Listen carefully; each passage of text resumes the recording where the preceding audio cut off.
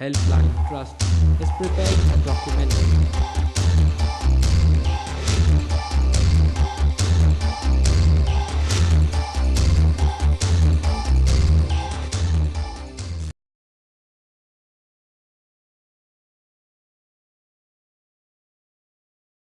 कि KESC के साथ मसले क्या चल रहे हैं।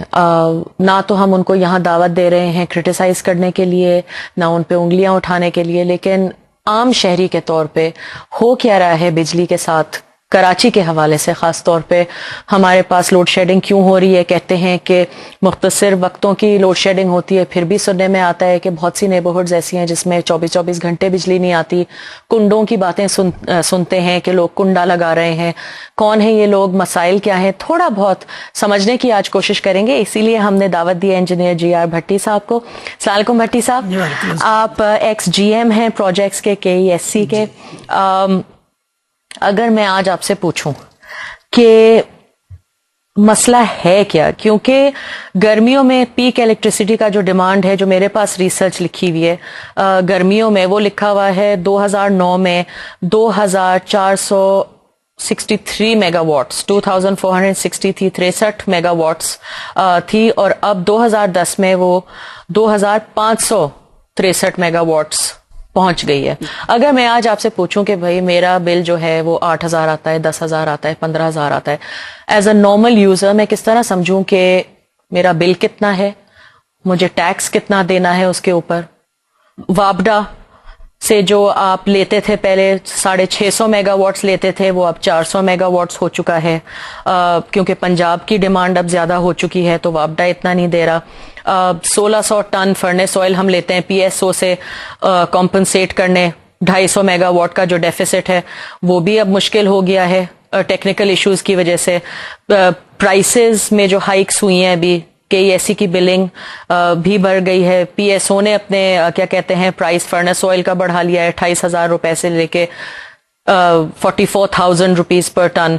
गैस ने भी बढ़ा दी है 350 रुपए से 394 रुपीज। तो मसाइल तो काफी हैं, फैक्ट्स तो मुझे पता है करोड़ शोज हो चुके हैं कि भाई ये फैक्ट्स हैं। ये थोड़ा बहुत जरा हमें समझा देंगे, बहुत ही बेसिक लेवल से शुरू करते हैं फिर आगे बढ़ेंगे।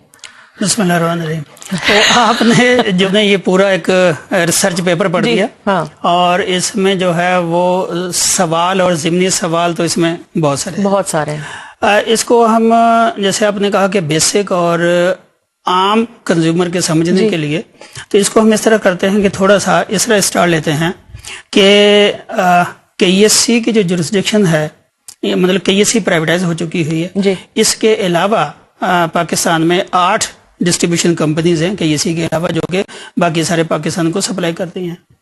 अच्छा, होता यह है कि जब पानी सर्दियों में कम होता है तो आपकी जो हाइडल पावर है वो कम हो जाती है। ओवरऑल पाकिस्तान की जो जनरेटिंग कैपेसिटी है वो 19,500 प्लस है जी। और जो आपकी जो मैक्सिमम डिमांड है वो सर्दियों में वो तकरीबन 11,000 के आसपास होती है, और गर्मी में बढ़ के वो 17,000 के आसपास चली जाती है। 11,000 से 17,000 पे 17,000।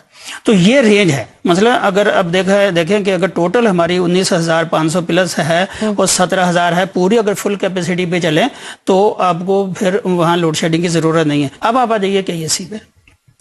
KESC की अपनी जनरेटिंग कैपेसिटी जो है वो 1941 मेगावाट। अच्छा, एक मुआहदे के तहत वापडा या जिस NTDC की थ्रू जो है वो इनका जो मुआहदा है वो 650 मेगावाट का है, लेकिन ये 710 मेगावाट तक बिजली ले रहे हैं इनसे। आपको किसी ने गलत कहा कि वो जी हाँ कि 400 ले रहे।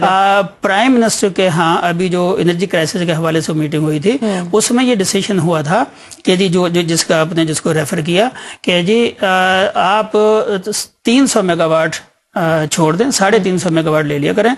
वो 300 जो है, चूंकि ओवरऑल पूरे पाकिस्तान में लोड शेडिंग ज्यादा हो रही है तो वहां पे सप्लाई कर दें। लेकिन अभी थोड़ी देर पहले भी जो तर्जमान है मुखालिद साहब पेप्को के, उन्होंने इसको कंफर्म किया है कि 710 मेगावाट तक ये आज भी ले रहे, अब भी ले रहे हैं, मतलब उस डिसीजन के बाद भी।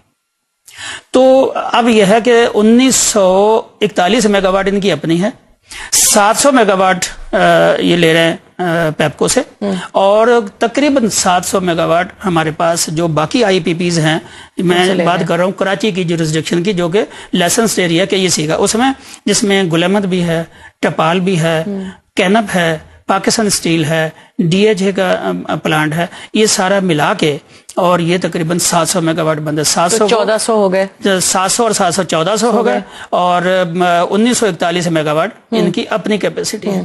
اب آپ نے جو بتایا ہے کہ اگر 2562 یا 63 میگا واٹ بھی میکسیمم ڈیمانڈ ہم لگا لیں، اب اول تو یہ بھی ریکارڈ نہیں ہوئی، اگر یہ ہو بھی جائے کہ یہ کی اپنی پریڈکشن ہے کہ شاید یہ 2600 تک چلی جائے گی، پھر بھی install capacity with in the jurisdiction of KESC جو میں نے آپ کو فگر سے بتائی، اگر کہیں تو میرے پاس اس کی انڈیویجول ہر یونٹ کی جو یونٹ ہے فل پریشر پہ نہیں چلے گا تو پھر آپ اس کو نہیں چلا سکتے. لیکن اگر آپ نے لوڈ شیڈنگ پہ قابو پانا ہے تو پھر آپ کو کوئی اس کا دوسرا طریقہ کرنا پڑے گا. اچھا، پھر یہ ہے کہ جیسے آپ کے پاس جو CNG اسٹیشنز ہیں ان کی آپ نے اتنی بھرمار کر دی ہے، تو پلاننگ کے بغیر جب آپ اس طرح کے ڈیسیشنز لے گے تو اس میں یہ چیزیں آتی ہیں. اب اگر فرض کرو کہ کم ہے تو پھر آپ آ جائیں، آپ نے چلانا اس کو فرنس آئل پہ. اب فرنس آئل میں آپ اگر ان کو پیسہ دیں گے تو آپ کو دیں گے PSO والے، اور پیسہ گیس والے کو دیں گے تو آپ کو SSGC والے نے گیس دیں گے. جب اس گورنمنٹ نے ٹیک اوور کیا تو اس کو جو لائبلٹیز ملی تھیں اس میں 410 بلین سرکل ڈیٹ کا مسئلہ تھا، جو کہ آسا سے ریزالو ہو گیا، اور اب وہ لیس دین 100 مطلب ہے کہ بلین میں ہے، تو وہ کوئی اتنا بڑا ایشو رہا نہیں ہے. اب یہ ہے کہ KESC کو جو PSO ہے وہ ریڈیوس ریٹ پہ، یعنی گیس کے ریٹ پہ فرنس آئل سپلائی کرتا ہے. ابھی آپ نے ریٹ کی بات کی تو گیس کی ریٹ پہ فرنس آئل مل رہا ہے. پھر سوال یہ ہے کہ آپ کے پاس کچھ ریگولیٹر سے بھی ہیں. ریگولیٹر ہے نیپرا آپ کے پاس، جو کہ ذرا سی بھی کسی چیز کی قیمت بڑھتی ہے تو وہ اس کی آپ کے بجلی کی پرائس بڑھا دیتے ہیں. جو کنڈے بھی لگاتے ہیں نا ان کا بھی بل ہم غریب لوگوں سے نکالا جاتا ہے. صحیح ہے، ہر مہینے میں 200-300 بل بڑھتا جا رہا ہے. جن کا زیادہ کام ہوتا ہے ان کا بل بڑھتا نہیں ہے، ہر غریب لوگوں کا بل بڑھتا جا رہا ہے. ہم لوگ گورنمنٹ کا کیا بگاڑتے ہیں؟ انتہائی سخت اقدامات کرنے چاہیے تاکہ لوگوں کی حق تلفی نہیں ہو. صحیح ہے، جن کو بل ادا کر رہے ہیں ان لوگوں کو تو بجلی نہیں مل رہی ہے، جو کنڈے استعمال کر رہے ہیں سمجھیے وہ تو مزے میں.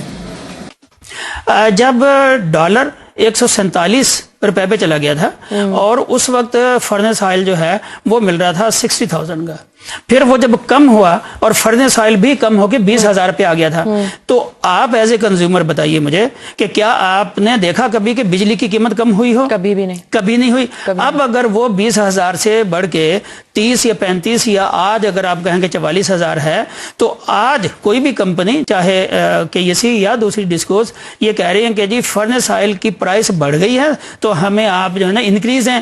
تو کیا جب 60,000 سے 20,000 پہ آئی تھی تو آپ نے کم کیے تھے؟ نہیں.